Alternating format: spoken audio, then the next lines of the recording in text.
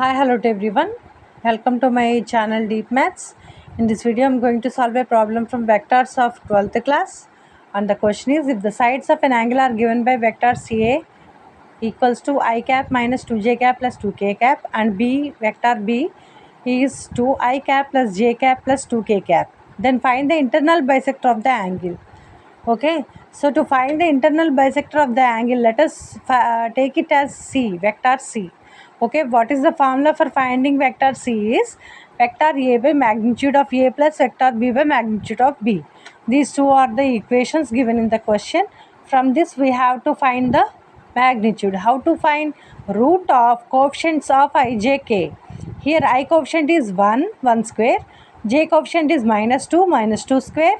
Here k coefficient is 2 square. So which is equals to root of 1 square is 1, 2 square 4, 2 square 4. So we got root 9 equals to 3. Next for B, magnitude of B vector is root of I coefficient is 2. So 2 square, j coefficient is 1 square, plus 2 coefficient, k coefficient is 2 square, which is equals to root of 4 plus 1 plus 4, which is equals to 9, which is equals to 3. So coming to the vector C, how to find this vector C? You have to add both. So 1 by 3 of I cap minus 2j cap plus 2k cap plus 1 by 3 of 2I cap plus j cap plus 2k cap. So in this both 1 by 3 common. So just the coefficients of ijk are must be added. So 1 plus 2 3 I cap minus 2 plus 1 minus j cap plus 2 plus 2 plus 4k cap. So this is the internal bisector vector. Understood?